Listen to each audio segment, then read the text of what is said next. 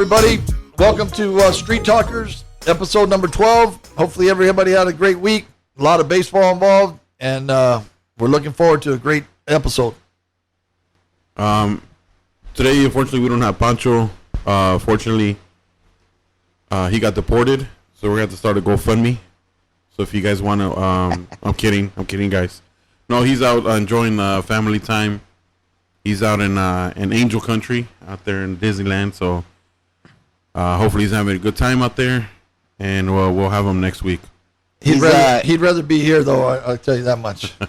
Pancho's somewhere in Anaheim looking for a win for the Angels. Yeah. So you see what's going on. For his Anaheim Angels, by the way. Pancho's going to be the Angel slump buster. Number one fan.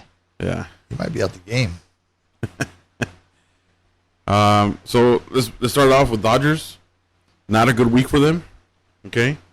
They got what? 4-5. Swept by the Pirates. Yeah, that was terrible. And speaking of the Pirates, shout out to Oscar Marin, Valley guy, graduate from Chatsworth High School, went over to Valley College, went to Arkansas Little Rock University, and he's had a great career as a pitching coach, and much success to him, and good for him. So shout out to Oscar Marin. He was he figured it out for the Dodgers. I'll tell you that much, and I bet it was a good feeling for him to have that. I'll tell you what. Everybody in the National League West should get his number and hit him up and ask him how do you beat the Dodgers, because they beat them 5 out of 6, 2 in Pittsburgh, and then they swept them this past week. If I was the rest of the National League, I'd get on the phone and I'd find Oscar Marin and give him a call and figure out how to get it done. But also for him, coming out of the Valley, props to him for making it to the bigs. And coming back to Dodger Stadium, and just coaching those pitchers and having them sweep us. Yeah, no, he's done a great job. And what I'm more impressed of is that he grinded it out through the minor leagues, and then he went to winter ball over in Puerto Rico. Yeah. And so he's paid his dues. Yeah. So I'm glad he got a shot. Yeah. Yep. So best of wishes to him. Well, except when they play the Dodgers, but I guess he has that already covered, so it doesn't really matter. I think what makes it unique is it's through the coaching avenue. You know what I mean? I mean, we always talk about all the Valley guys that are in the major leagues that made it. You know what I mean, over the years, but in this case, we're talking about a guy that made it, in the coaching ranks, which is cool. Yeah. For all those coaches that come out of the Valley, it's pretty cool to see. And also Petey. Montero, that's with the Dodgers. They're coming out of the Valley, Yep. Representing, and they're doing their thing in the majors. Yeah, and I was about to bring that up too. With Petey Montero, he grinded too, Yeah. And he came up, and he went through every level in the Dodger organization, And different jobs, and it's always good to hear, a success story like that, So that's gotta be hard, man. That's gotta be hard to grind it out like that, man. To make it to the bigs. I mean, Yeah, I know they're not making a lot of money. No, you have to be single. That's the thing, is that you got to be single. If you've already started a family to try to start and grind it out, it's tough. And it's tough on the family at home, and you're not making the kind of money that you're supposed to be making. And all the traveling. Yeah. But it's all mental too, right? Because most coaches are former players, right? A lot of the players at the end of their career, they're just like, that's it, like they're pretty much done, right? Or they don't want to do anything else because they played and they had the expectations to have a great baseball career as a player. But it's those players or those that have that mental toughness that, hey, you know what, I can make it as a coach. Yeah, but a lot of it is that they were not that they're not prepared, but some of them didn't get their degree. They signed, after their junior year. Oh, okay. And then they grinded it out in the minor leagues, playing, independent ball, whatever. And then, 6-7 years go by, and then they get released, and now they don't have their degree, whatever, and they want to stay within the game, And so you got to give them credit for that. And I don't know if he's married or not, but probably not for him to grind it out that way, because usually it takes a single guy who can just sleep on a couch in the clubhouse and whatever in the minor leagues. Because, they can't afford rent and all food and all that stuff. So. And you know what? I think sometimes people take it for granted. They think, that guy played in college, or that guy played in the minors. He should know the game of baseball. But when you're talking about playing the game to coaching the game, I think you're talking about apples and oranges in a lot of cases. So it's like, if you get a major leaguer, you throw a coaching hat on him. It not necessarily mean that he knows exactly how to push buttons, the X's and O's. Mm-hmm. It doesn't work that way. You gotta. It's a totally different thing. So for him, for Oscar Marin, Petey Montero, that have done it, through the coaching ranks, that's pretty cool. You know what I mean? Because it is different. Maybe because they probably didn't even play in the minor leagues or whatever. You know what I mean? I mean, so some guys, there's a lot of guys that coach that never played, but it's you got to be a student of the game. You got to understand the game inside out, especially the way the game's changing now. Like Coach Gomes with you, like how many times were you there's a game, and then the kids over there, or the players are taking the showers, they're getting ready, they're, but where you at? You're looking at the lineup for the next game. You're scouting the roster for the next day, so you're putting in the extra time after that, on the field, working on the field. Exactly. Yeah. You're like, all the prep stuff that needs to happen. Yeah. So it's demanding being a coach, So shout out to them, Shout out to them if they're succeeding as a coach, and it makes us proud out here in the Valley. Yeah. So then the Dodgers played the Mets. They split that series, right, with the Mets. They split. They split. Split it 2-2. What I want to talk about though is when Roberts wanted to put in McKinstry to pitch, and Showalter called him out. Showalter. You know what? I had the opportunity when Miggy was with the Orioles to really hone in the games that I traveled with them, not with them, but I traveled to go watch Miggy play, and I'd watch him, and I had a couple chances to talk to him and the general manager, and those guys are baseball guys. And one of the broadcasters for the Dodgers, what's the guy's name? The one with Garcia Parra. Easy, with the guy that sits in the middle. His dad played pro ball and whatever. Hairston. Yeah. Oh, okay. And I guess he played for him also, and he said that Showalter knows he's ahead of before the thing even happens. He already knows what's going to happen. Well, that's the thing, though. So explain what happened, Juanito. Okay, so what happened was, there's a rule, right, that you cannot put in a position player to pitch with a less than 6-run differential. Yep. 6-run. Okay, this rule was suspended up until this year. Was suspended for 2 years due to whatever the case may be. It was suspended for 2 years. And nobody knew. Here's the thing, though. Here's the thing, and I hear a lot of shit from everybody who I talk about it with, saying that Roberts should have known that. He should have known that rule. Because I guess, I don't know, they tell you in the beginning of the season, or they send out memos or whatever. They do that for us at the high school. But I mean, come on, that's a rule. That's like a rule that, I don't know. Me. Okay, well. Okay, go ahead. Go ahead. No, what I was gonna say was, like Coach Gomes was saying, you're talking about a guy like Buck Showalter. Now this vato knows baseball inside and out, right? Right. Okay, so those rules, those small things that you're talking about, this guy knows that, and of course he's been around the game for over 30, 40 years, whatever it is, right? Mm-hmm. But what I'm trying to say is, you get these guys that are being hired, these younger guys, because of the analytics and because they know numbers or they know percentages and they graduated from Harvard and all this. And then you get a guy like Buck Showalter, and that's what they're talking about, all these old school guys like Tony La Russa, Buck Showalter. A rule like that, a ellos no se les va a pasar, it's not going to go over their head. They're going to be on it. So when you talk about when I saw it on Twitter, that thing you're talking about, mm-hmm. I was like, damn, I had forgot. I know that they came out with that rule, and that was recent when they came out with it. Yeah, I think this past year. No, it came out this year, but it was suspended it came out 3 years ago, but it was suspended for 2 years. Suspended. Okay. And the Dodgers used it. Roberts used it 2 seasons ago, they said? Yeah, 2 seasons ago. It was suspended for 2 years. Yeah, and he didn't know that it was that. According to him, he didn't know. Either that, or you try to pull a quick one. Yeah, but another thing. No, I don't. I think Roberts was under the impression that it was still suspended.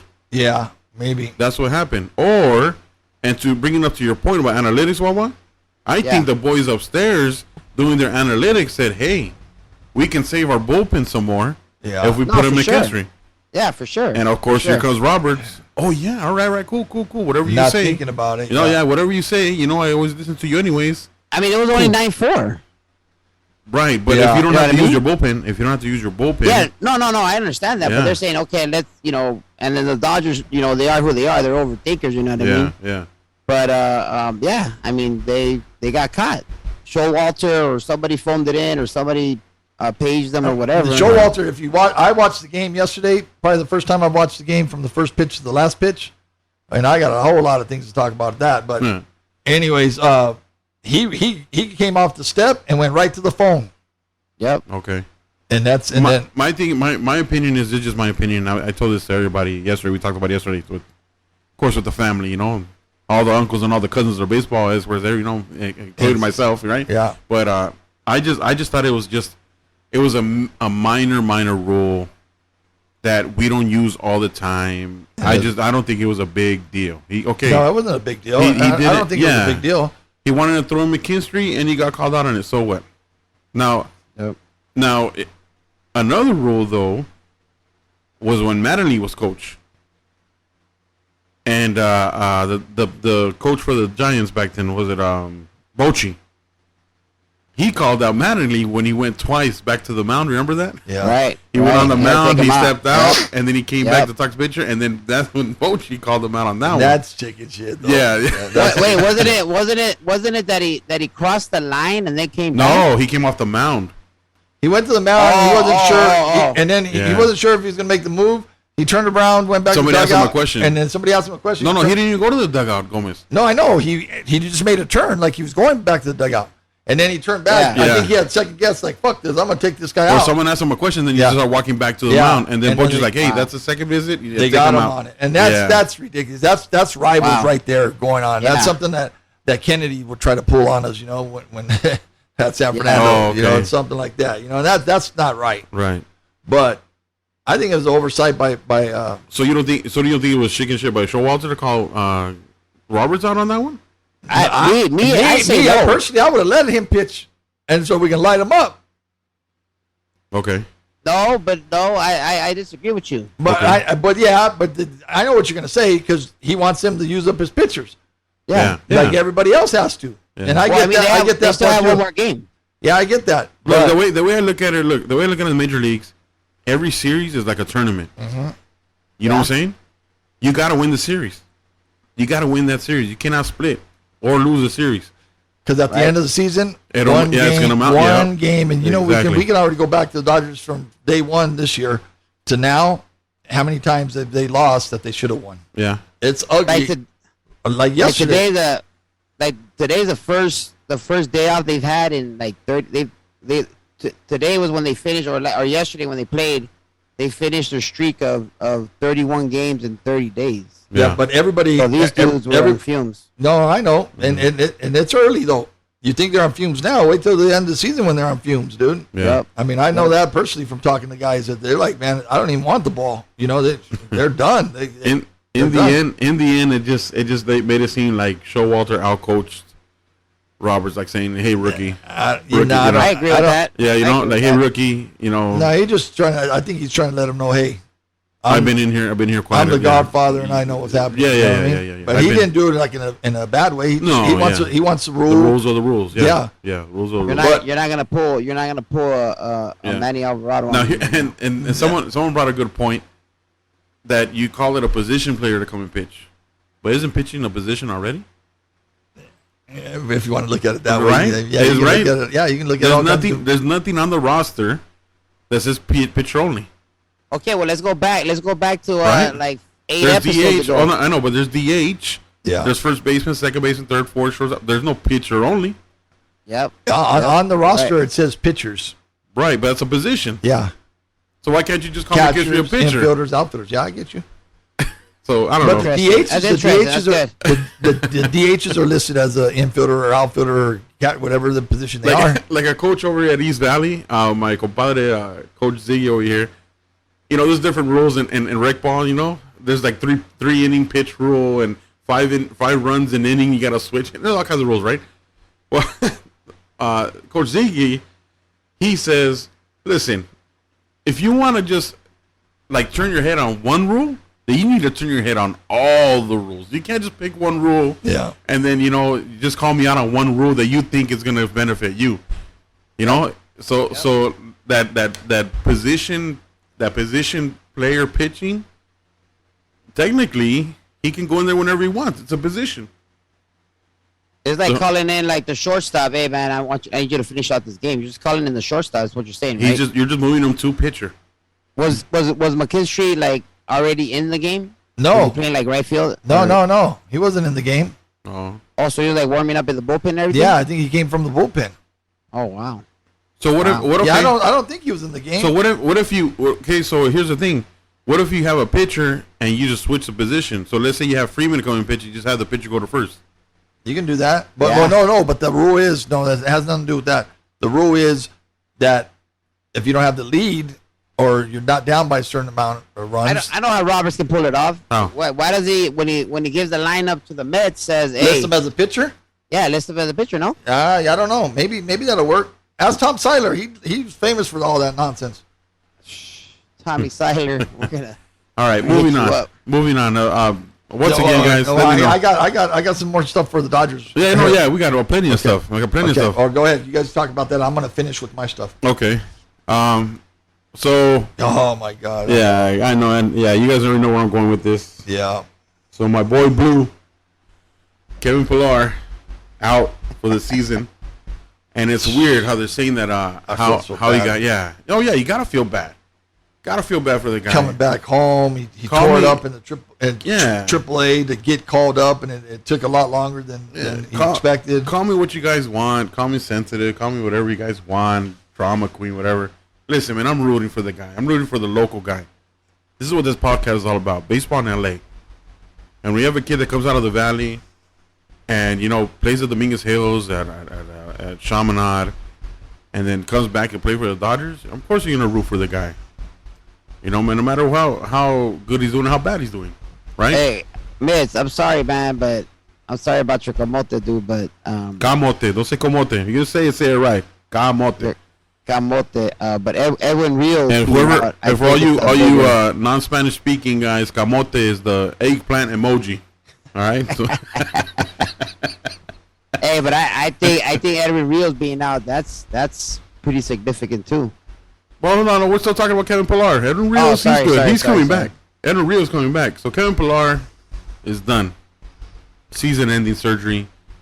And they were saying that it was on a swing, right? Like he fractured it on a swing. Yep. Something like he swung. He started his swing, and his shoulder popped out. And when he came back to retract from the swing, it popped back in, and that's what caused the fracture. But they said that it's happened to him before. Oh, he's had surgery there before already. Yeah. Yeah. So. But you know what? He's posting videos of him with his family in Manhattan Beach, enjoying the beach, and enjoying his kids. So you know what? That's all you can ask for, But he should be in the dugout. Yeah, he should be in the dugout. But you know what? He's taking it in stride right now, and we just got to move forward. That's it. I hope he comes back next year with the Dodgers and not go to another team like he's been, flip flopping teams, because I want to see him play for the Dodgers. Yeah, and I'm sure Mitz wants to too. Of course. Yeah. I hope he comes back for the sake of Street Talkers. So, in honor of Kevin Pillar, I just want to play this.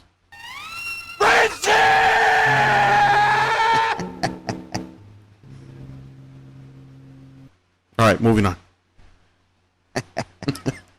Edwin Rios is out too with the hamstring, right? Yeah, hamstring tear. He said on Twitter that he'll be back, but I don't know, man. That great farm system that we have, that Pancho has mentioned many times, is going to get tested as you have in the next bullet. Yeah, but they brought up Alvarez. They called up McKinstry and Alvarez, right? Yeah, that's the skater, no? The skater, right? Yeah, the skater. He medaled in two. When they were, I read that in Baseball America. They're making a big old thing about him. That the Dodgers signed him. Yeah. And a two-time Olympic medalist and in two different sports. I was thinking, they're just doing that for some extra hype, But I watched him yesterday. His approach at the plate.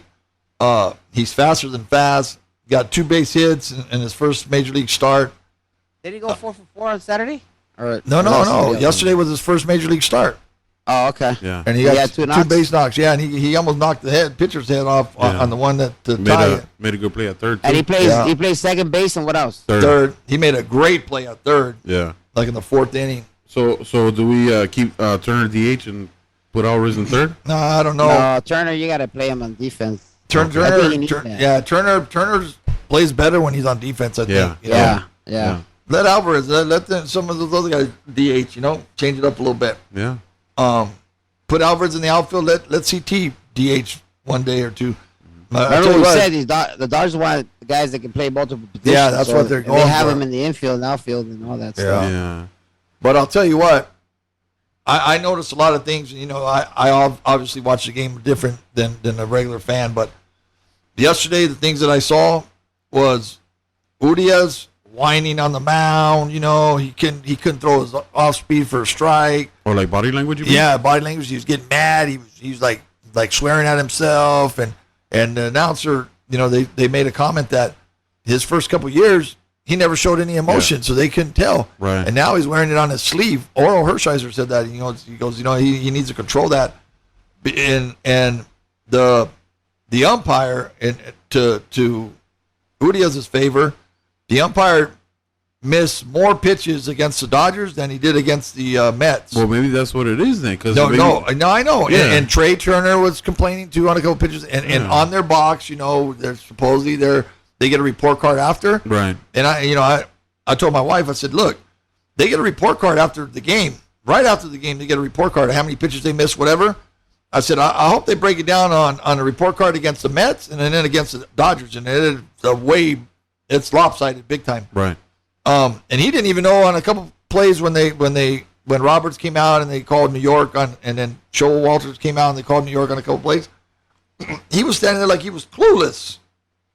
So I don't mind badmouth the umpires, it is a tight MLB zone, but he missed a ton of pitches and against the Dodgers. And go ahead.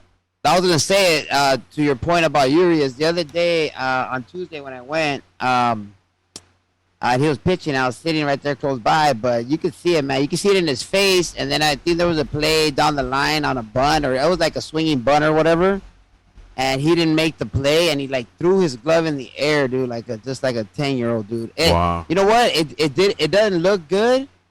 I mean, I don't know where he's getting it. I know that Bueller the other day threw his glove in the I was about to say that too. But I don't know if he's seeing how Bueller's acting or they both saw how Kershaw would act. You know what they're seeing? I don't know. You know what they're seeing? They're seeing that Gosselin and Anderson are dominating, and they're not. And Bueller needs to probably be sat down to start and let him watch the game and scout for a little bit to bring him back to reality. And don't get me wrong, I love Bueller, man. He's a gamer. Yeah. But he throws one bad pitch and he's done. Yeah. He hangs the next one and boom. Yeah, because Pancho made that point during the week. He said the 4 or 5 pitchers are pitching like 1 and 2 right now. Yeah. Yep. And that then was a great point by Pancho. Yeah, that's right. And that's even right. then Bueller only going 2 innings and they have to go to the bullpen. The bullpen. Even then, the Dodgers are still second in the whole league in team ERA. Yeah, and that goes for the bullpen. I mean, they're dominating on the mound, and there's no need. You know what? We should be giving some love to those 2 guys. Those 2 guys are good enough that there's no need for them to be whining on the mound. If I'm Roberts, I call timeout, and I don't care if I waste a trip or not. I go to the mound, and without the fans knowing that I'm going off, I don't have a glove in my hand or whatever, I'll chew their ass out. Mm-hmm. Tell them, that's not good at all, man. It's not good. Then that brings down the team. That brings down the team right there. Yeah, somebody, Freeman or Mookie or one of those guys, got to get in that dish. Yep, inside the clubhouse.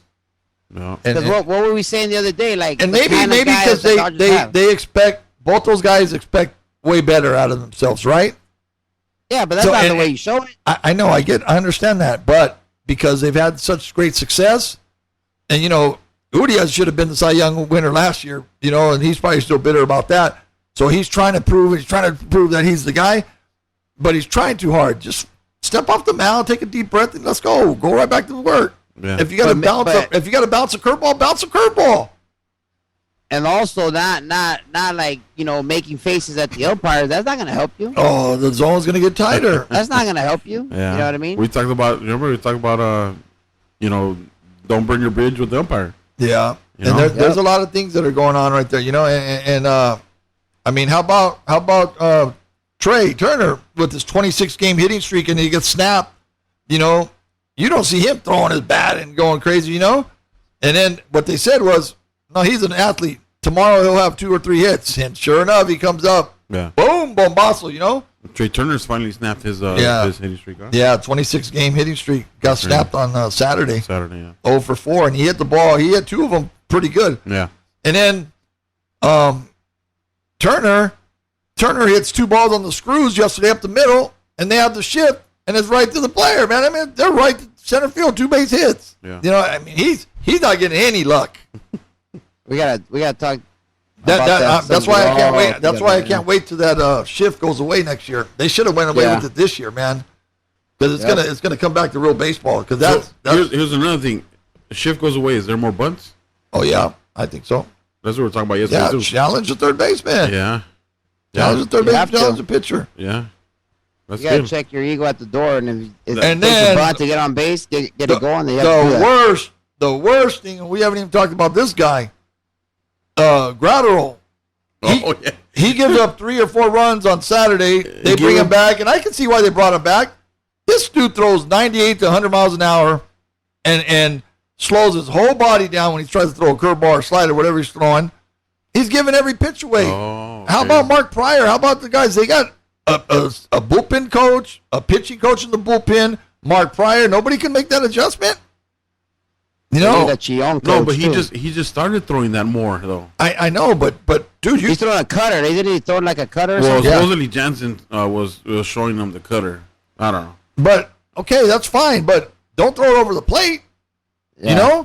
He's got him 1-2, 0-2. But you know what? There was a pitch he threw 98, and it was low and away on Alonso, and it was a great pitch. Alonso just came down and got it, and he's just a strong guy. Hey, that dude is something else. Yeah, man. I watched him. He got fatter. He put on some weight from last year. He put on some weight. Yeah. Dude, he's getting 98 on his hands and turning on it, dude. Yeah, it came in 98, came off 105. Yeah, something like that. Yeah. Hey, that dude is strong as an ox, dude. Yeah, well, if he survived that, he came out of training. Yeah, spring training. He had the car accident where his car flipped like 3 times, and he just walked out. He just walked out like nothing. He said he was. Yeah. They said that he was on his feet waiting for the ambulance to get there. So yeah, that's crazy, dude. Hey, can we say that dude is solid? Can we say extra vitamin taking or? I don't know. He's proven that. He's probably just strong as an ox. Though, yeah, he's strong as an ox, but you know what? He lets that body go. I think his body's going a little bit. You see his dive into second base. CT almost threw him out on the double that he hit a rocket, dude, and went off the wall. CT grabbed it, turned around, and threw it, and it was offline just a little bit. So but CT's quick and he has good arm, so yeah. But he's coming into second base and he belly flops. Dude, it's like, somebody teach that guy how to slide.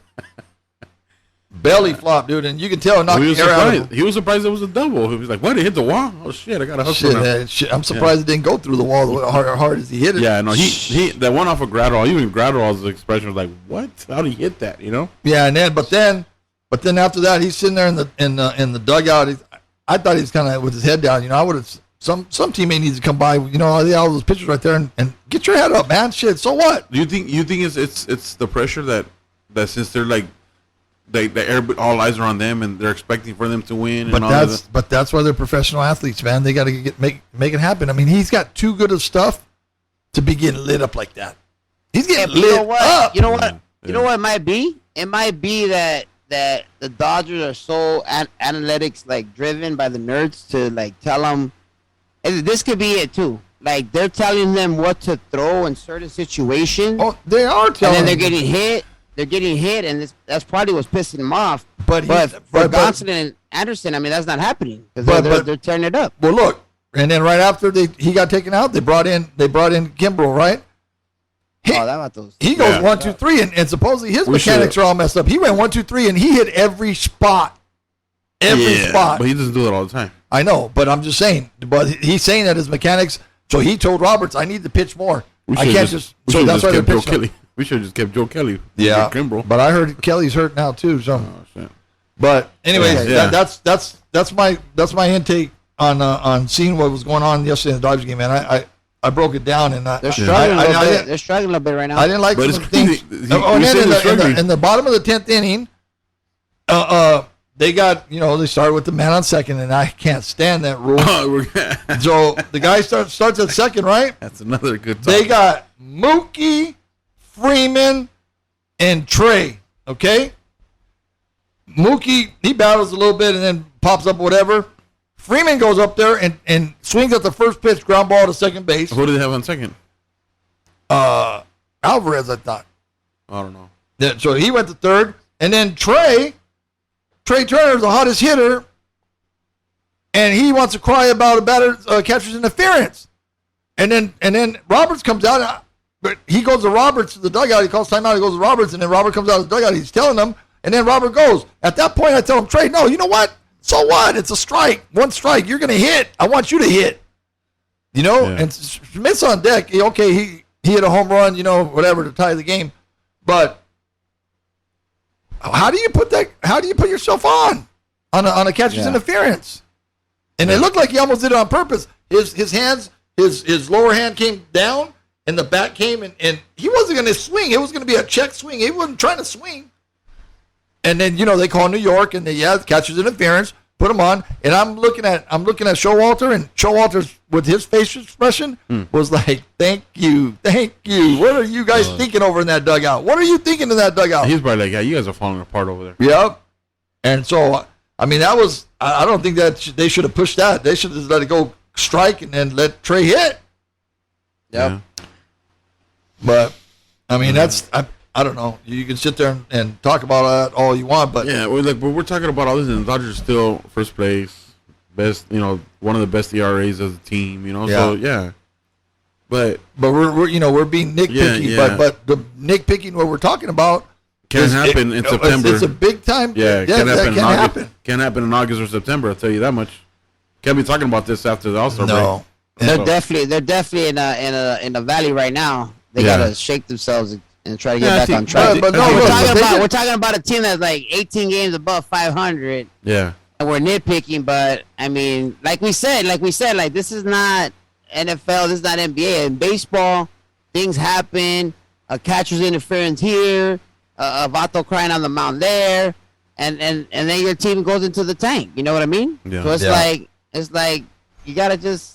That's where the leadership comes into play, and that's where Roberts comes in. I mean, the Mets are playing good, and the Mets are playing good, right? They have players. But they have players. Buck Showalter is making a big difference for them. Oh, big time. But look so now they lose 4 to the Pirates, right? That can't happen. But then they answer right back, and the Pirates and the Mets, their pitchers haven't given up a run in 27 innings or 26 innings, right? Mm-hmm. Dodgers put a zeros for both games, and they win both. So now they're 2-0, and then the third game was whatever. They should have won yesterday. Yeah, there's no way. Yesterday. And you know what? Yeah. I'll put everything on it. If those 3 guys get another opportunity to win it like that in the extra innings, it's done deal. And the Dodgers in extra innings, man. 0 for 4. 0 for 4, and the Mets now are 5-0. Yep. For some reason, I don't know what it is about extra innings, man, but that whole runner on second, whenever they're in that situation, man, it doesn't turn out good for them. Put a bunt down at one time. And then I forget who was batting. All they had to do was put the ball on the right side. Oh, Smith. For a base hit. They had to shift way over, pulling up, pull. And the runner at third, all they had to do was even a push butt past the pitcher, and they win it. But he's trying to turn on shit. They're trying to slug. But that's not him, because he hits the ball good to right center. So I'm thinking, man, their guy did it. Their guy got Alonso to third in the extra inning.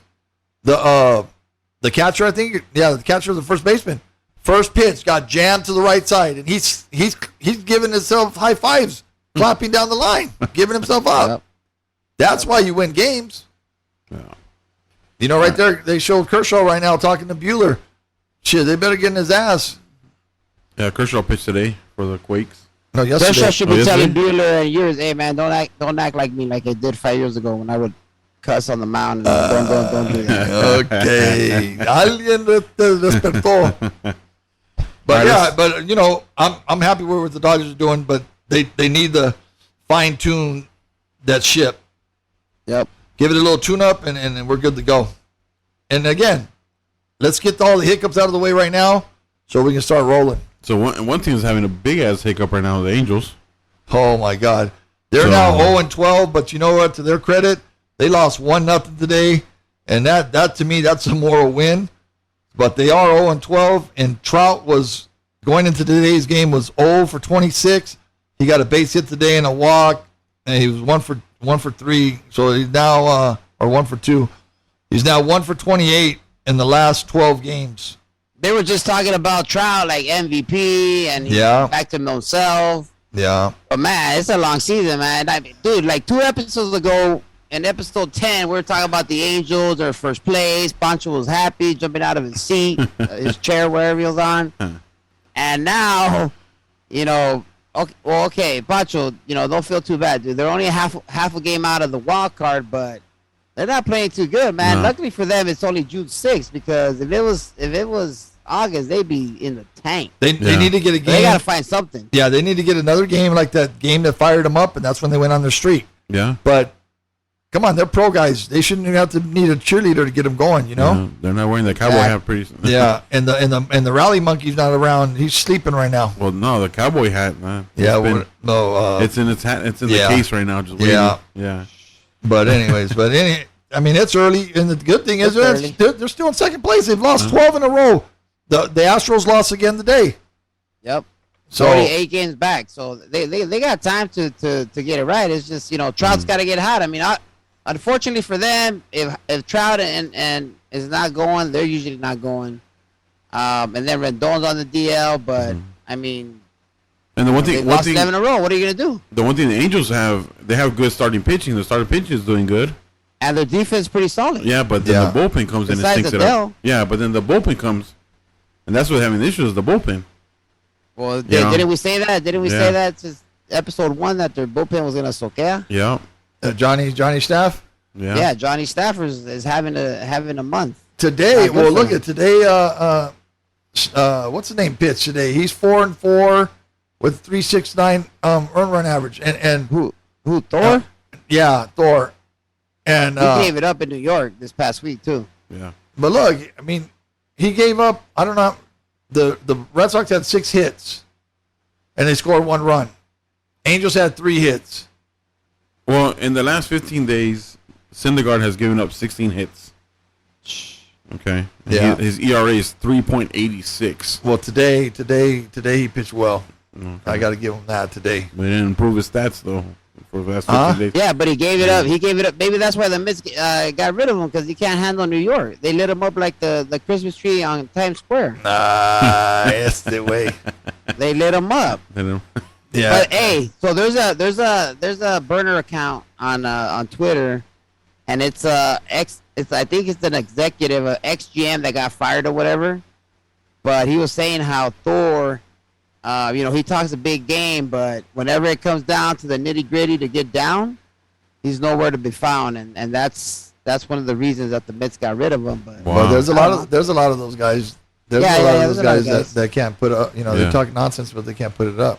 But if they don't have a bullpen man besides Iglesias, and I think Iglesias gave it up to Harper on Sunday yesterday, the Grand Slam, or I think it was Saturday. Look, but if that guy's not locking it down, dude, then they're in deep trouble. I mean, it's gotten to the point where they're asking Mike Trout about his fucking fantasy football.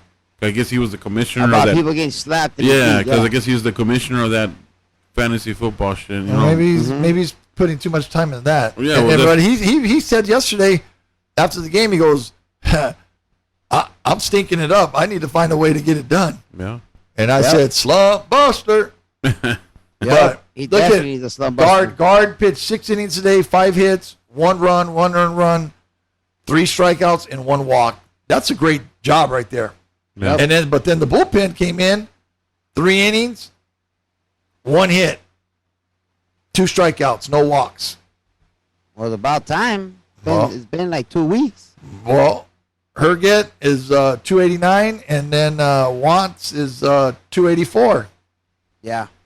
So I mean that's probably their 2 best guys then probably. June, and they have time to figure it out. But if they don't get that pitch, and we talked about it since the first episode, if they don't get that pitching, doesn't matter. They have Mike Trout, if they have Shohei Ohtani, if they have Pedro Serrano, if they have Parkman from Major League, it's not going to matter what they have. What about Joe? Can't pitch. What about Joe Adell? He came back up. He was 0 for 3 today with 2 strikeouts. Did they send them back with a Google map or I don't know if he had any defensive plays. As long as they don't put that fool on the field, they're good. He was a right fielder today. Yeah, Wash is doing okay too. Anybody but Joe. Yeah, Wash is doing okay too. I mean, he's at first. Yeah. Yeah. 2 home runs. That's 15 days. 2 home runs, 7 RBIs. He's 0 for 3, left 3 runners on base today, but that happens. He's batting 306. Yeah, that happens. Yeah. That happens. Yeah, you're right. Yeah.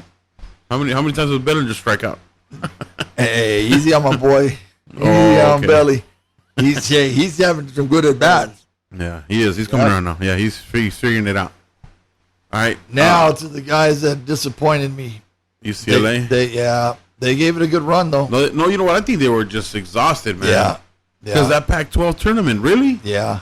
Yeah. That killed them. Yeah. Hey, they almost came all the way back. Yeah, they almost did. Well, yeah, but Just you know ran out of what? pitching. Auburn. I don't know how Auburn is ranked number 14 because they're just.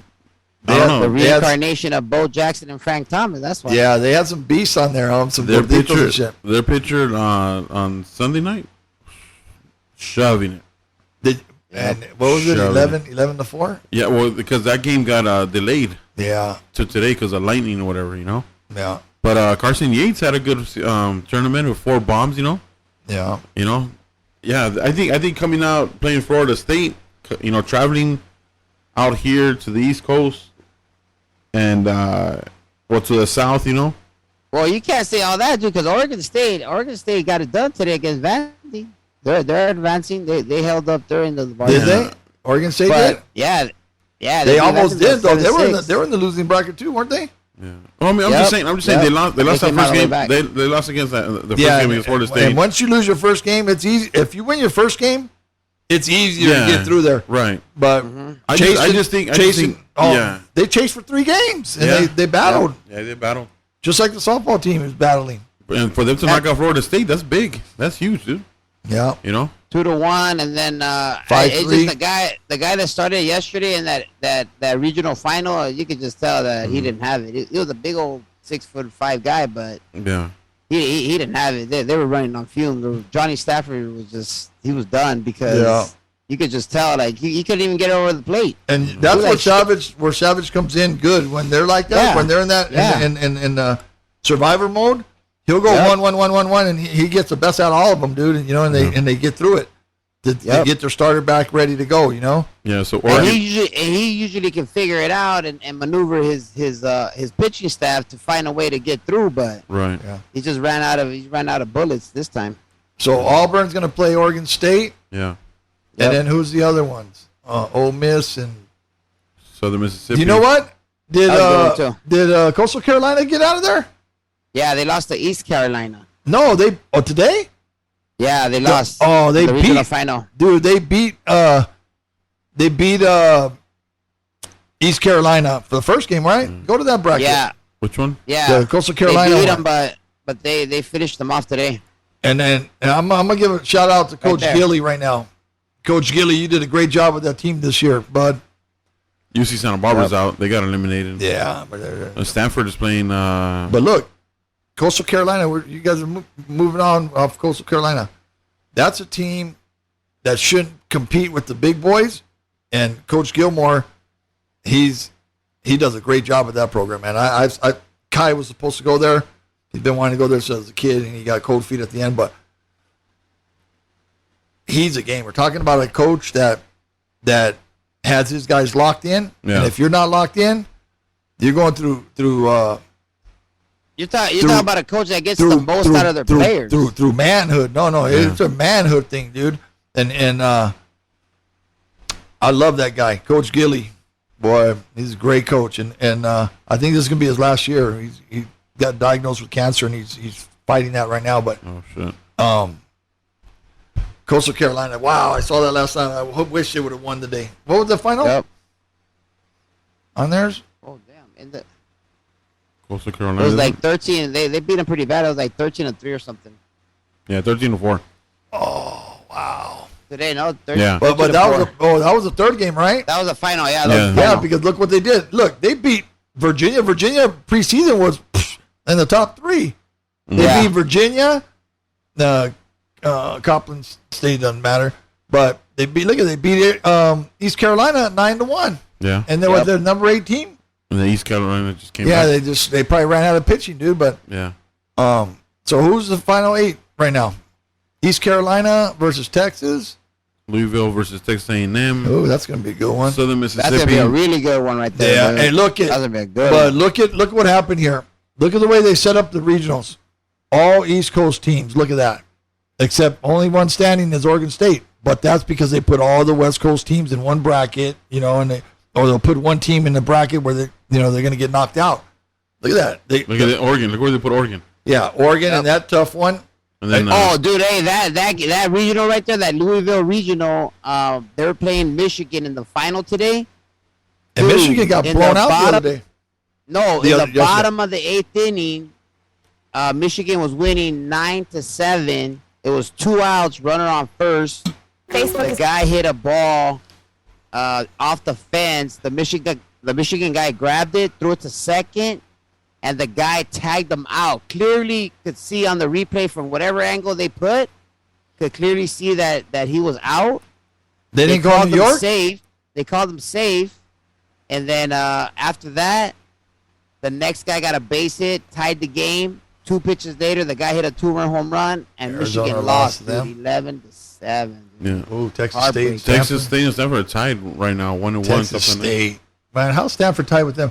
Arizona lost too? They lost to Ole Miss. Yeah, wow. they got blown out. Hey, did anybody watch? They had a great game against Miami yesterday. Yeah. Did anybody watch Division III? No. The guy, I forget what school it was. The right fielder was going back on a ball, and you can tell he was going to trip over his feet. Boy, he tripped over his feet, and the ball hit his glove. And as he was going down, he swung his arm back towards the center fielder to throw the ball out of his glove because he knew he was going to hold on to it, to throw it, and the center fielder was right there, man, and snatched it. Hey, I'm going to call it right out, dude. John Savage is going to go to USC, dude. No, you're so wrong. You are so wrong. That's not going to happen. And you brought that up, why? Because Gil came out. I guess USC said that they had parted ways. He's no longer the coach at USC. I think, you know what? It's getting to the point where any player, and I think that all these coaches know, and it started with Hookie at Fullerton, you can't even discipline your kids. You can't even, air it out. If they got blown out, they came, weren't focused or whatever. You can't even blow them out because somebody's going to go tell their mommy. The mommy or daddy's going to call the president of the university, and then the AD gets involved and then says, that can't happen. Well, SC in the statement said that it was COVID. That's why. No, it's not that, man. And Gil's a good coach, man. I'll back Gil up. It started last year when he took over and he disciplined some guys that were in the program, and they weren't used to being disciplined that way, right? Mm-hmm. And young coach, Gil's a good guy. He did a great job at Loyola Marymount. But because he chewed them out, they went and complained, and then they did a whole investigation. And this investigation nonsense has to stop, A coach can't even do one thing, He's trying to make men out of these guys, Mm-hmm.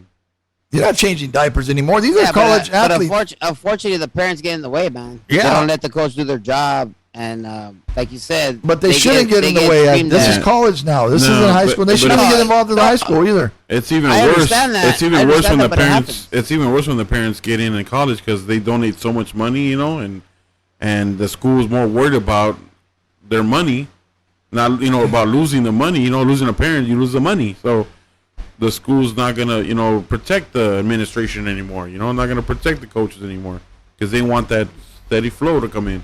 Yeah, but it's probably not even a lot of money. But anyways, yeah. But it's just not right. So coaches got to watch out. I mean, they got to a point where I'm not going to name the college coach, but the college coach before practice when they came out of the clubhouse after they got dressed, before they went out, they had to put their cell phone in the ball bucket. Oh wow! And then everybody's phone. I can see it. Everybody's phone, right? And then because they can't even trust their guys, so all the phones go in the bucket. They put the lid on it. One of the assistants goes and locks it up. And somebody complained about that or what? No, well, they had it. They're doing that because they don't trust that a kid has his phone in his back pocket at practice and recording conversations and recording. Yeah. Oh, shit. I mean, come on, man, that is wrong. No, that's bad, dude. It's getting out of control. And then why? Because the kid's control. not playing, or because the kid got cut. You got a parent calling everybody in the, in the office and complaining about this and that. They can make up any story about you. And now you have to defend yourself. I mean, I got advice. Yeah. I got advice for all high school players and college players. I got free advice. If you're not playing, if you're coach, you could think all you want. When you wake up and you look in the mirror, you could think all you want of how badass you think you are. But if you're not in the game, if a coach doesn't trust you to pinch hit, pinch run, I don't care what it is. It only means one thing, that your coach doesn't trust you in those situations. If you're not starting, if you're not on the field, that means that your coach doesn't think that you're good. You're probably a good baseball player, but your coach does not trust you in those situations. There's a guy better than you, and when you look yourself in the mirror, say, hey, I'm going to go out to practice day in and day out, and I'm going to bust my butt, and I'm going to take that guy's position. Well, let's go back to the not running to your mommy and daddy. You know what? I'm not playing, baby. Well, let's go back to the semifinals at USC. Didn't you guys say that a JV player from Birmingham came off the bench to get a base hit? Yeah. How many varsity players? He got do they a have? triple, 30? not just a base hit. He got a triple. Yeah. Yeah, but I'm saying don't they have 30 varsity players? And Matt went to a JV kid that he brought up for the playoffs. That's good because they didn't have a scouting. They didn't have a scouting report. That's what I was saying. But what does that tell all the other kids that are on varsity? Well, get better. Exactly. Get better. Exactly. I brought up this JV kid, and I'm going to use him because I don't trust you to get a hit in this situation. But Wawa, if you have a good team and you have a good core, and the team gets along, who cares if a JV comes up and gets a hit? He's trying to help the team out. I'll tell you what, when I was at Dennis, when I was playing at Dennis, I get what you're saying, but look, Coach Shimizu, when we were playing, he brought up Dwayne Lordy, a JV pitcher, to pitch at Dodger Stadium. Only because, and we were playing Westchester, because we had already played Westchester 3 times, pitched our ace, I threw, everybody had thrown already. So that to me, that takes big heart and big balls to throw a 10th grader out there. And yeah, but don't you think him to do but don't you think he's just tight? Both times we played at the stadium, both guys were on the mound, tighter than tight. I had to go out there, and then Sonheimer's asking me, "What'd you tell him?" He calmed down and he threw a great game after that. Yeah, I said, "I can't give up my secrets," And then he asked our pitcher after the game, "What did Gomez tell you?" And he said, "I can't tell you what Gomez told me." But it's like that's an inside thing, It's like, and whatever I did tell him, I mean, I know what I told him, but I just did it to loosen him up. Of course. And he got a smile, and I said, "Hey, let's go." Yeah. And he threw every strike after that. he couldn't find the catcher's glove. Yeah. It's a big stage to be on. And sometimes it just takes one little. It only takes one little thing that you say, and it just changes everything. Yeah. You could tell them one little thing, hey, you got a fly on your shirt or something. One little thing. And they'll just get back in the zone, or they'll get it done. You know what I mean? You know my thing. You have to calm it down. Yeah, you know my thing that I tell them, but it's whatever. It's something dumb or whatever. Yeah, but that's what I'm saying. That's exactly what it is. But to them, they think when I say it, they go all crazy, and they lock in. That's what they want, But anyways, it's just I'm just tired of kids and parents getting involved when they shouldn't be getting involved. I think you're speaking for all coaches. Yeah. It's just a tired act already. Yeah. It's funny because Bájase en los pantalones, cabrones. at the league that my kid plays, there's a division that they're 15 and older, right? The guys that got cut from high school. Well, whatever. Yeah. But they're playing, and these are big kids. These kids are taller than me. And during the games, their mom's going over, hey, you want a Gatorade, amigo? Hey, come here, come out of the dugout so I can put some sunscreen on you. That, dude. Let me put some sunscreen on you. Come on out, and they take them out of the dugout. Then you wonder why they're soft. They don't make the high school team. Yeah, and I'm thinking, I'm looking at the coach, and he's watching this like happen. Man, I was like, if I'm the coach, give me that fucking sunscreen, dude. I'm fucking throwing shit in the fucking trash. I said, Mom, he belongs to the field right now, you know. And then you know they're gonna go complain, you know. Yeah, and then, of course then, they then are. You're gonna get then you're gonna get and you know reprimanded. what? And that's the problem right there, man. That's the problem, dude. These parents running into dugouts, trying to calm their kids down, feeding them McDonald's fries after the third inning. During the That's the problem, dude. They strike out and they come in. And they're like, hey, mijo, don't worry about it. I'll buy you a Happy Meal after this game. Don't trip. You know, you just struck out looking 3 straight down the dick. You're good. That's the problem. Yeah. That they baby up to that point. You know what I mean? Yeah. That's the problem. And I'm sorry, man, but the parents, they got to look at something in the mirror, dude. If you're putting your kid into sports, then let the freaking coach them. Yeah. Other than that, just put them in golf or something. Where it's not a team sport, and if they mess up, it's their fault, and then you can get in their dish. But don't baby these kids, and then expect, you know, and then when they're 45 years old, they're gonna look around. You're not gonna be around. Then what are they gonna do then? Yeah. It's funny because with my 2 kids, you know, I want to know that I want to say that my daughter and my son were just gamers, right? Gamers. And I look back at it and some things, you know, when they were 8 and 7 and 6 and whatever. Melissa didn't run out there when they got hurt. You know, Kaylee had 5 knee surgeries and she tore her ACL. Mom didn't run out there. She knew better. She's like, she would yell, suck it up, get up. Oh, man. Yeah. You know, and that's the difference. Yeah. I mean, yeah, the kid's hurt and you as a coach say, hey, wave to the parent, come out here. We need you out here, you know? Yep. That's a different story. But for them to sprint and beat you out to the if your kid's on the field unconscious, then we'll wave you in. If not, just stay in the stands, you know? Yeah, we got it all under control. But all right. I want to move in to a topic that one of the listeners, Joshua Mora, he had tweeted that, and I don't know if this is a new trend or not, but the catchers going down to one knee. Tony Pena. Yeah, Tony. That's what I'm saying is not a new trend because Tony Pena way back when. Benito Santiago. Yeah, all of them did it, right? And I get it. I know why they did it. It's to save their knees. Yeah. But they're doing it with the opposite knee. Maybe that's what he's talking about. No, he's just talking about. Well, he's talking about catching with one knee. Okay. It doesn't matter. Yeah. What do you mean? Whoa. What do you mean the opposite knee? What are you talking about? Well, if they're doing it with their right leg, Wawa. Oh, no. Right now, before I forget, did you watch the Dodgers game at all yesterday? No, I and watch Smith every single pitch look in. then he has a device. He has on his knee, and he hits that device.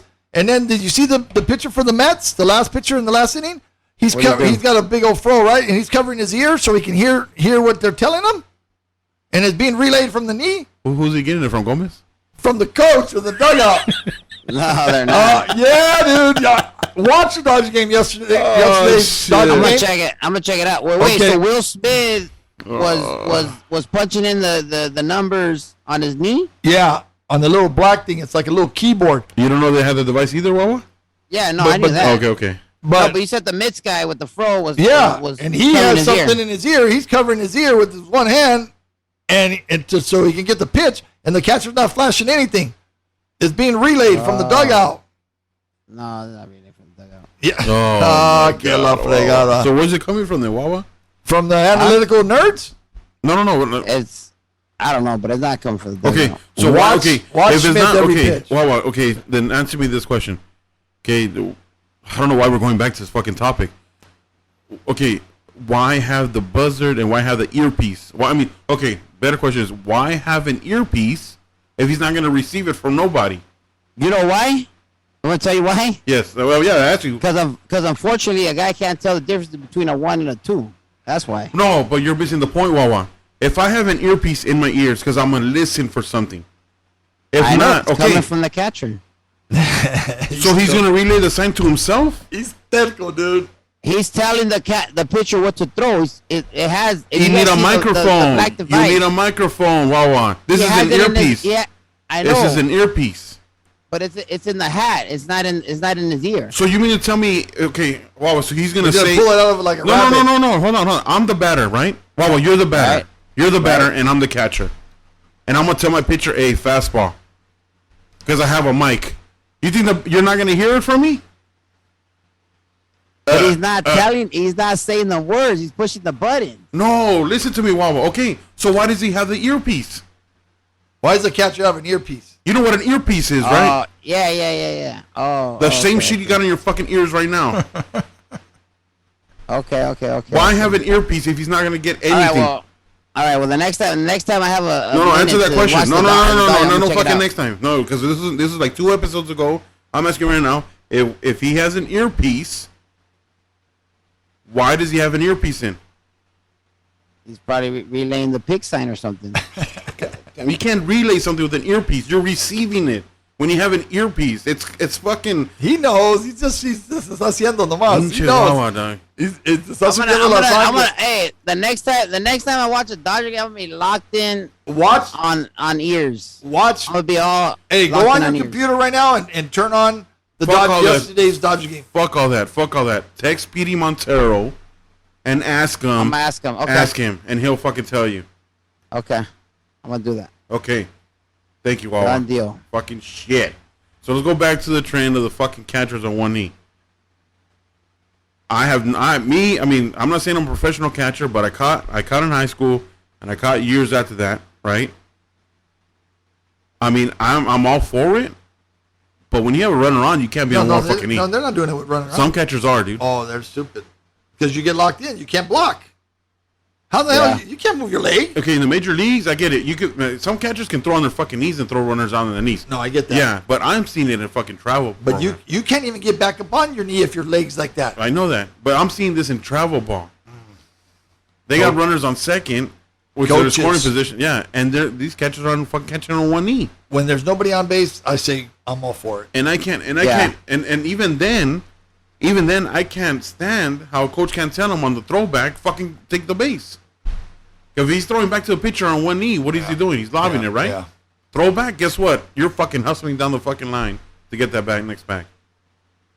So, for me... Yeah, I have seen that, though. Yeah, for me, I think it's a good thing to save your knees, but when there's no runners on. But when there's a runner on... But I think when they wear the knee savers, and I call them something else, but...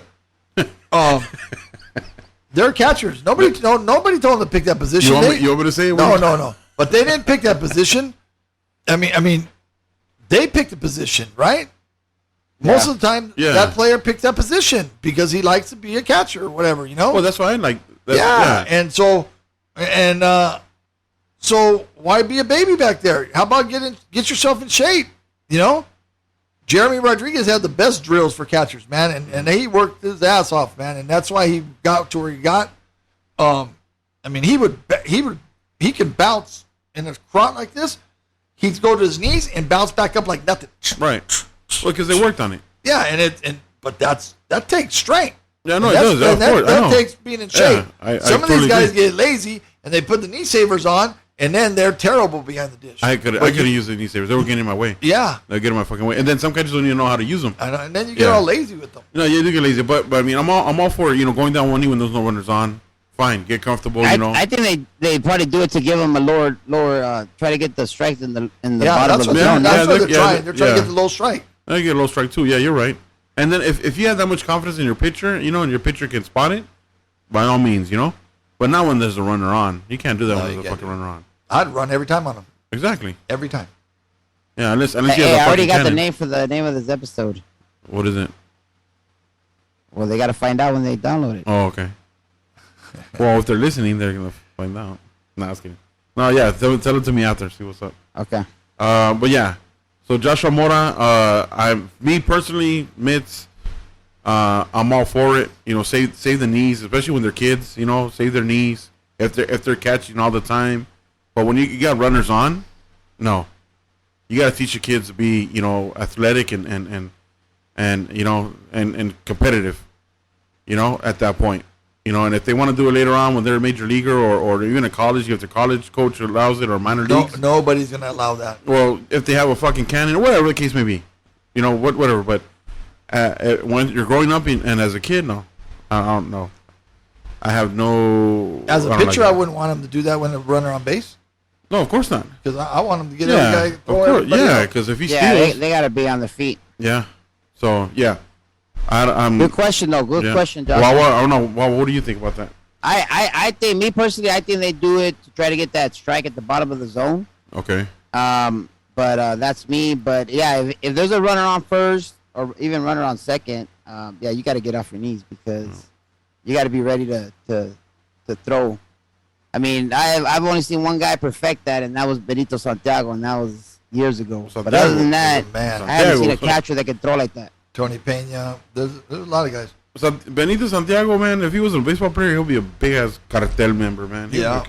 Yeah, hey, I saw him. I saw him in Miami. Yeah. Oh, he looked terrible. How about a catcher do both legs with the V and sit like they're playing in a sandbox? Oh, how about that one? Yeah. That you'll get a lower strike then. No, That's true. With the V, true. with the V out like this. No, but didn't you see that? Didn't you see that play at home? There was a play at home, and the runner went past the plate, and the catcher just straight out didn't just sat down across the legs on the plate. Yeah. So you would have because he was gonna jump over him. He thought he was gonna jump over him. He's like, come touch the plate now. Yeah. All right. And that's all on that, and then. So yeah, so you think that's Gomez? You think that's not a good idea? No. Okay. No. What's the name of the knee savers you call? Sissy knee savers. Okay. Sissy pads? Yeah, something like that. Gomez, you said that you got received an email from Baseball America about a subject or a topic?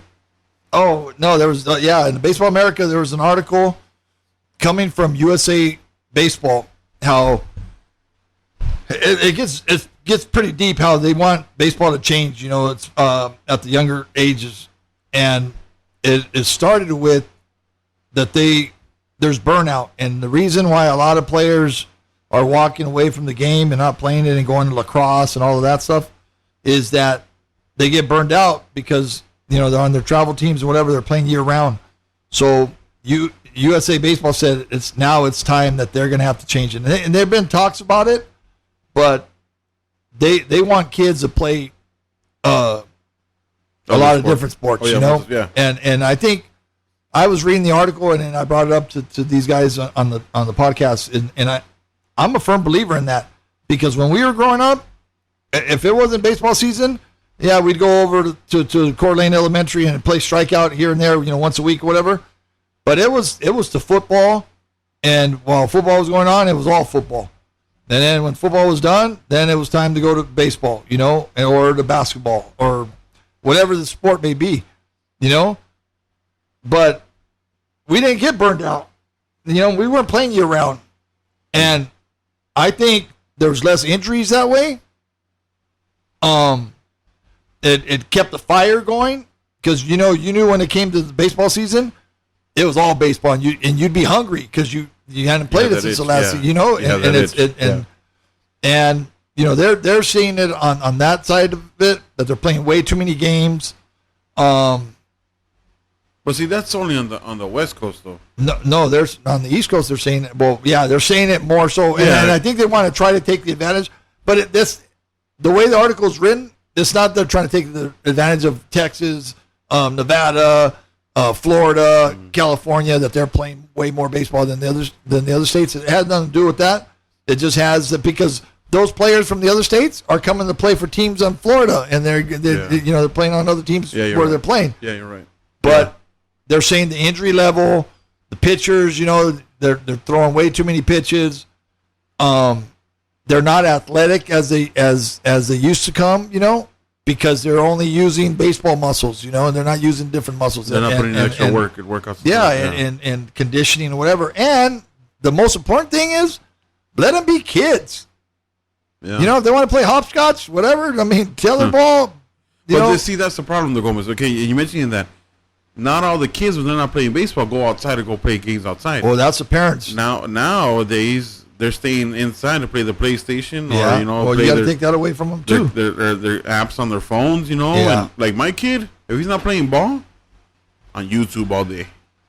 Yeah, see, that was at our house, and I because we didn't have all that back then. No, I wasn't the disciplinarian, but my wife, Kai, wasn't allowed to play his Xbox Monday. Oh no, yeah, Monday to Friday. Yeah, Friday, if he had homework over the weekend, Friday when he was done, and he can show his mom that his homework was done, then he can get on it. Same way here. Right? Yeah. Sunday by 3:00 in the afternoon, if we played it on Sunday and his game was over and we came home. He was allowed to play for it for a little bit, but no. After 6 p.m. on Sunday, that thing was gone.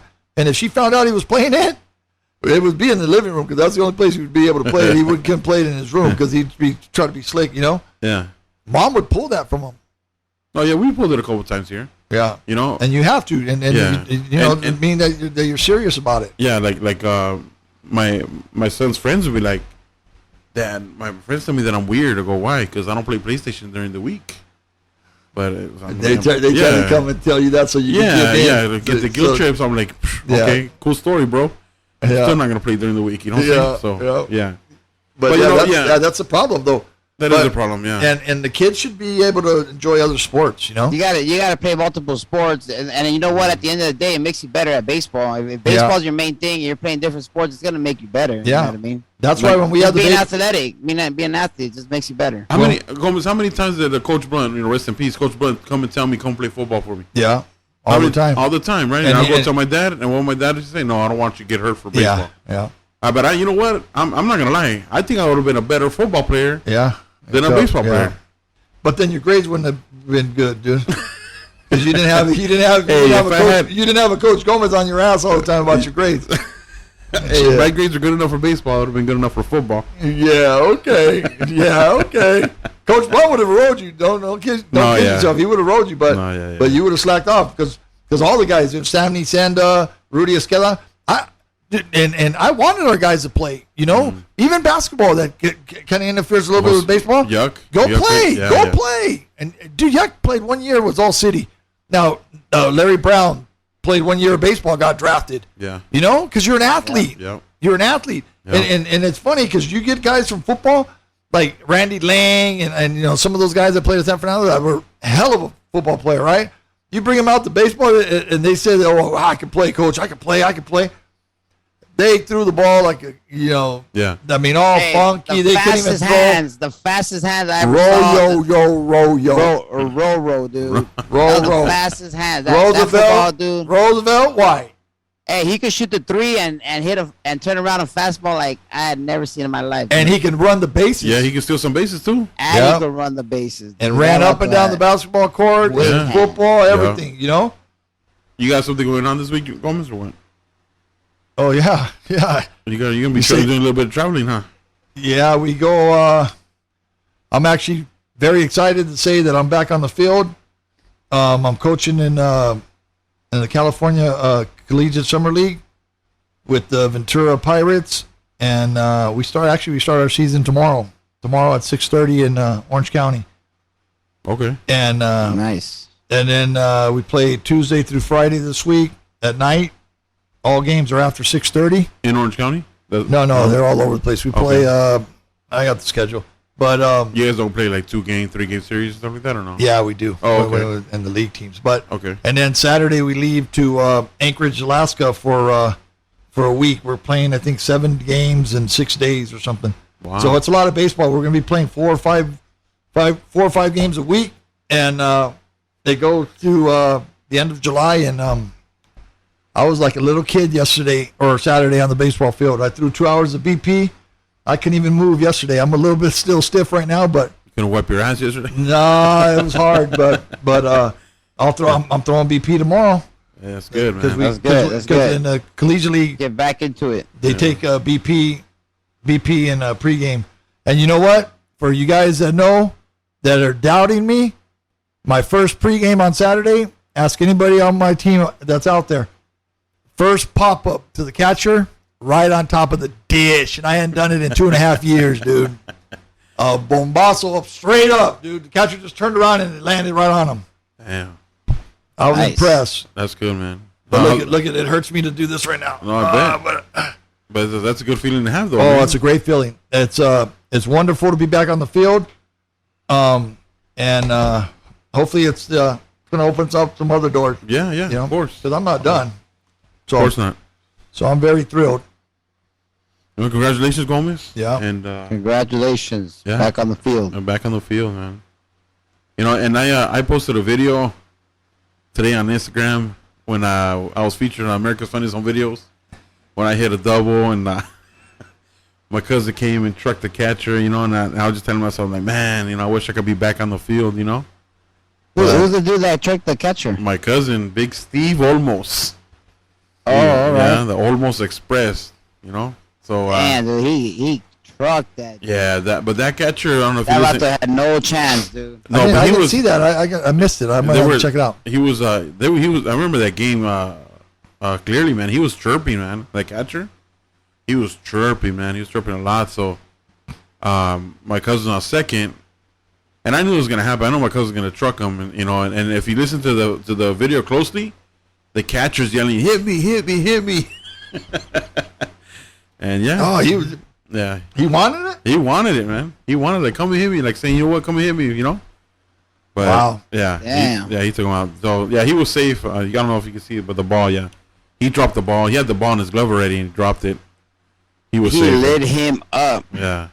So, before I forget, that article that we were talking about from USA Baseball, I'm going to get it and then I'll tell you exactly where to find it at on the next episode. Or I'll put it in the comments. Oh, yeah. I'll get them information. Yeah.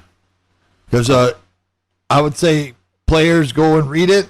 You know, it's some good stuff. And then parents that follow us, they read it also. Yeah. All right. Say we walk it off. Yeah, we had some good stuff today. Yeah, let's walk it off, right? We had a lot of Angels and Dodgers stuff to talk about. A lot of things going on. We talked to UCLA, which fortunately UCLA was the only LA team, LA school that was in the NCAA tournament, and I think everybody else is out too, right? Like San Diego's out. Yeah, San Diego. UC Santa Barbara, they got eliminated. So, yeah, Southern California's out. The only West Coast team left is Oregon State, right? Yeah, that's it. Oregon's out too? Yeah, Oregon is out too. So Oregon State. Coach Waz. Yeah, Oregon State. So right now what we have is starting with Sunday League. Starting with the PCBL, we have the Platoon beat the LA Hard Knocks 6-2.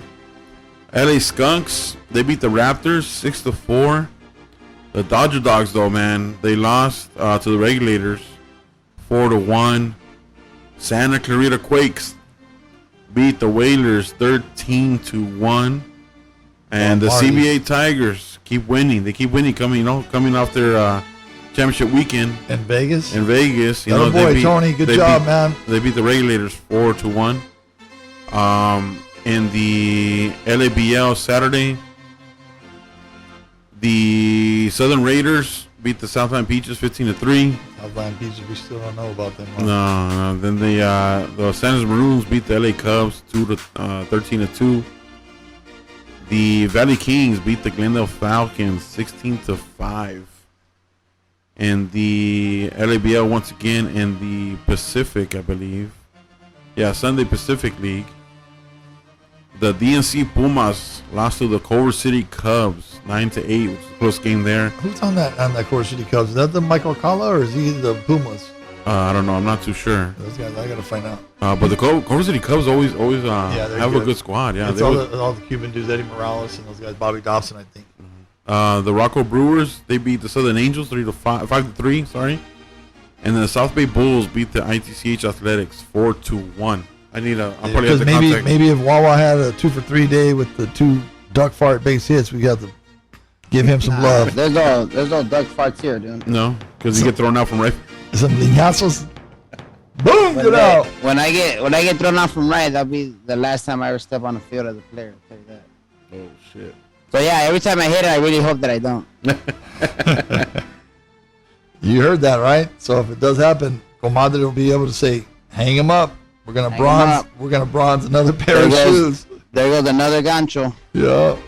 All right, in the San Fernando Valley Baseball League, La Villita, the new I don't want to say Bombers, but the new Sluggers in the league. La Villita won 13-4 against La Escondida. The Rays beat the Toros 4-1. The Bombers beat the Angels 4-3. The Tequileros, unfortunately, they lost to Pacheco's. Too much tequila. Yeah, it was a close game, 10-9 on that one. The Park Bums beat Pancho's Hokies 8-7, another close game. And the Twins just handled the Mustangs. I wonder who pitched that game. 11-1. Handy. See, that's what we need the stats. I mean, if Handy probably threw that game on. Yeah. Oh, one other thing too. Congratulations to Mr. and Mrs. Jordan Placencia on their baby girl, newborn baby girl. Oh wow! Congratulations. Congratulations. Yeah, that happened last Sunday, I think, Monday or Sunday. Yep. And he was looking forward to that, so I'm happy that Jordan, Poppy Jordan, got it done. Yeah. After a long season, and they had a great year, and then to finish it off, have your own newborn kid, that's nothing better. You're going to be changing a lot of diapers, Jordan. Yep. And don't be bringing the twins over to do your work for you. You're going to get those hands dirty. I hope I don't hear that you've been putting gloves on to do it. What the fuck? Other thing is, remind the listeners, you guys know the number. Call in for coaches' questions and any hitting advice you guys want with Pancho's here. Whatever it is, any baseball-related questions. Send them in. Mosh, that goes for you too. Once again, the number is 818-854-2191. 818-854-2191. All right. Well, thank you, Wawa. Thank you, Gomez. Yep. And all right, Streakers. We'll see you guys next Pancho, week. we missed you. We'll see you next week, buddy. Pancho, I'll go to Tijuana, pick you up. Don't worry about it. All right. Just tell me how much the fine was. How much the coyote is. Yeah. All right, guys. Thank you, guys. All right. See you guys next week. Later, Streakers.